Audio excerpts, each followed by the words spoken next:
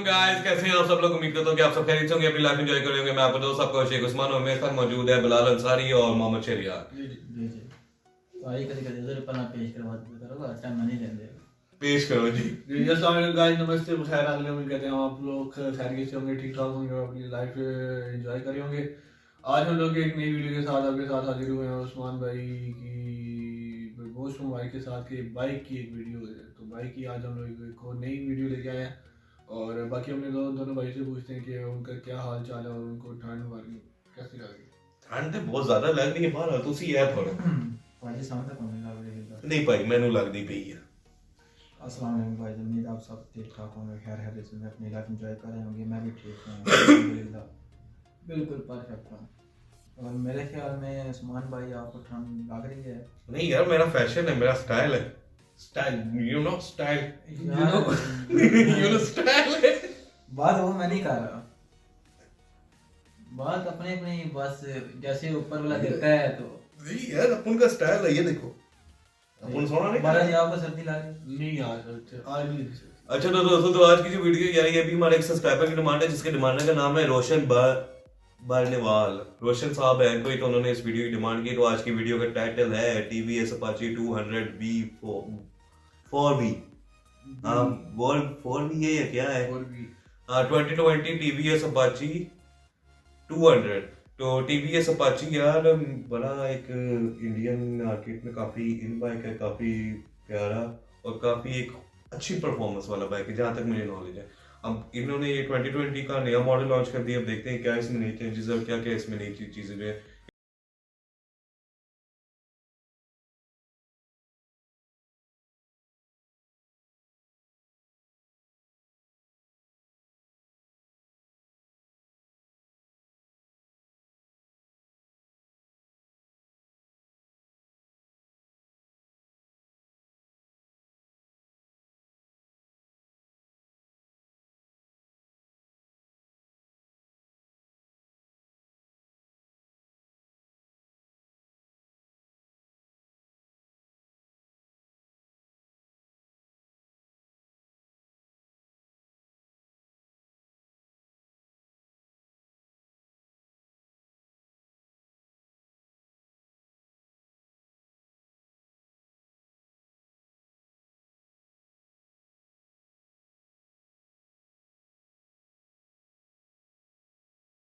के मामले में 2020 अपाचे RTR 204V BS6 आपको BS4 मॉडल से काफी सिमिलर लगेगी, क्योंकि अब भी वही clip on handle bars, LED tail lamp, split type pillion grab handles, centre set foot pegs etcetera मिलते हैं। इसका मतलब ergonomically भी आपको अलग नहीं लगेगी, although full LED headlamp with a sportier assembly, cloth shaped या आईब्रो शेप्ड LED DRLs और बॉडी पैनल्स पे नए ग्राफिक्स इसे रिफ्रेशिंग अपील देते हैं, स्पेशली इस ग्लॉसी ब्लैक कलर में। वैसे साइड पैनल्स और मिरर्स भी थोड़े अलग हैं, बट उतने नोटिसेबल नहीं है। What's noticeable दो, और जो एक बड़ा चेंज है, वो है इसका नया और ज्यादा comprehensive TFT instrument cluster with a dot matrix screen right in the middle. अब आप ब्लूटूथ की मदद से अपना फोन इससे कनेक्ट कर सकते हैं, जिससे आपको कॉल और मैसेज नोटिफिकेशंस मिल जाते हैं। इनकेस आपने मैप लगाया हुआ है तो आपको turn by turn navigation inputs भी देता है। साथ में आपको average speed, top speed, lap information, लो फ्यूल वार्निंग जैसी इंफॉर्मेशन भी देता है। Therefore the Smart Connect badge, but sadly आपको इसका इंस्ट्रूमेंट क्लस्टर फ्यूल एफिशिएंसी की इंफॉर्मेशन नहीं देता है।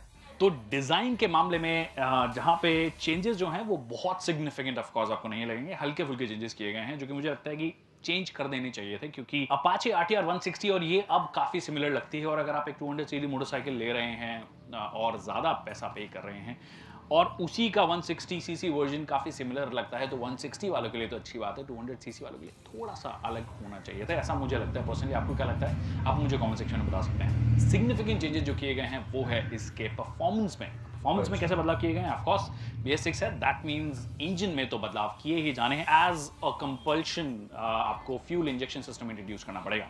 जो ठीक फ्यूल है। इंजेक्शन सिस्टम है ये अगर आपको याद हो तो अपाचे RTR 200 में पहले भी आता था, बट बीच में फिर उसे डिसकंटिन्यू कर दिया गया था, अब री इंट्रोड्यूस कर दिया गया है।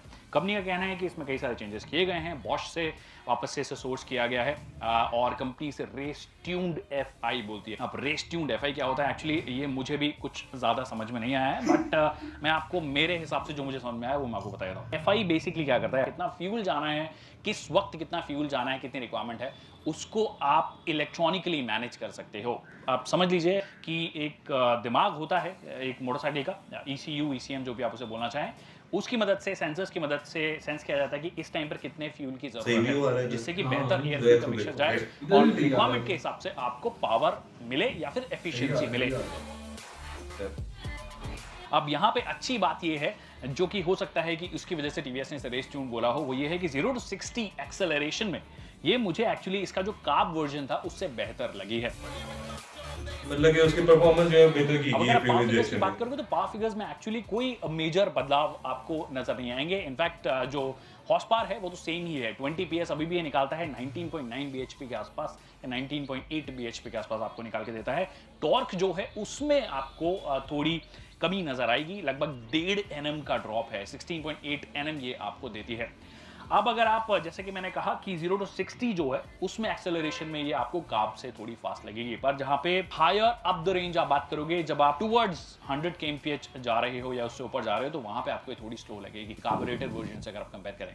अब वो एक नुकसान जो है वो हर मोटरसाइकिल में हो रहा है, सिर्फ इसके साथ में नहीं है। जैसे ही BS6 में जा रहे हैं जितने भी मोटरसाइकिल्स कार्ब से FI जब जा रहे हैं तो उसमें परफॉर्मेंस थोड़ा सा लूज आउट हो जाता है, यहां पर भी आपको लगता है, स्पेशली अगर आप जैसे कि मैंने कहा ट्रिपल डिजिट स्पीड्स को अगर आप चेज कर रहे हैं। अदरवाइज मिड रेंज जो है इसका वो काफी एंटरटेनिंग आपको लगने वाला है, मतलब 7,500 RPM तक, 7,500 RPM तक आपके पास में अच्छी खासी पावर रहती है। और पावर तो रहती है, पावर उसके एक्चुअली ऊपर भी रहती है, बट अच्छी बात यह है कि यहां तक रिफाइंड भी रहता है आपका ओवरऑल इंजन। ठीक है।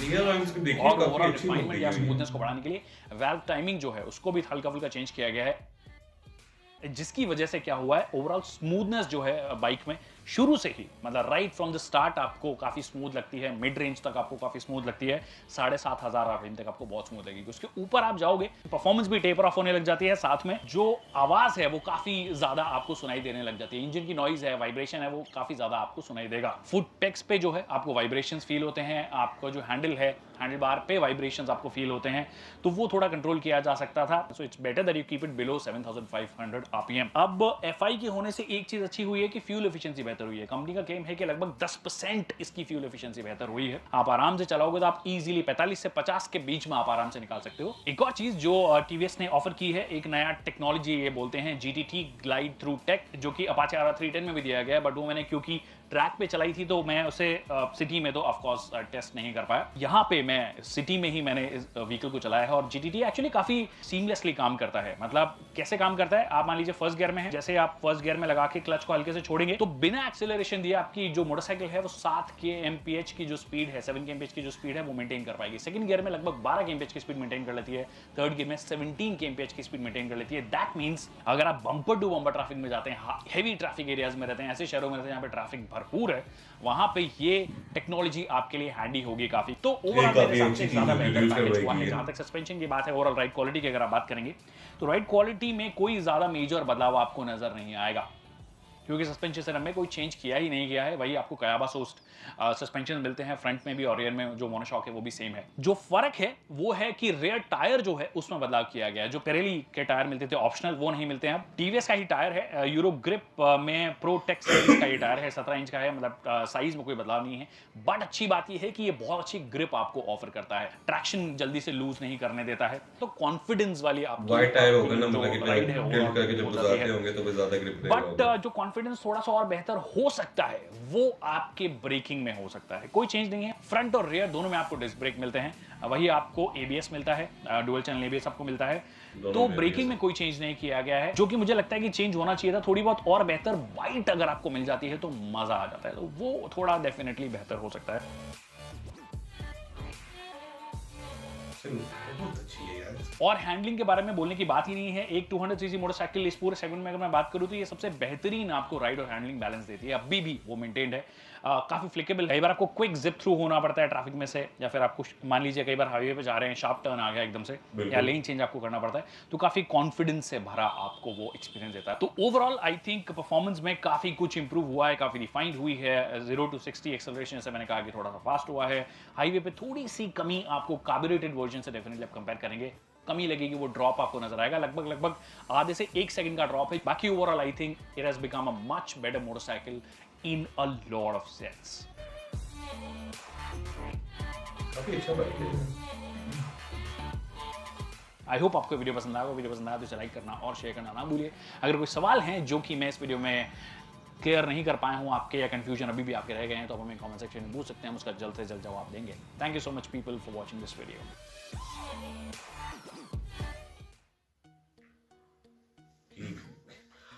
अच्छा तो दोस्तों, वीडियो तो ठीक थी और काफी इससे मुझे नॉलेज मिली, और ओवरऑल मुझे बाइक लवर हूँ तो मुझे बाइक भी बहुत ज्यादा पसंद है। तो सबसे पहले नॉन बाइकर से पूछ लेते हैं कि वो क्या कहना चाहेगा। बालाजी जी पेश करो। पेश के करें तो ये बात ये है कि उसने 8 मिनट की वीडियो बनाई है, बड़ी जबरदस्त। उसने सारा कुछ तकरीबन उसने कोशिश की है इस वीडियो में सारा कुछ कवर करे।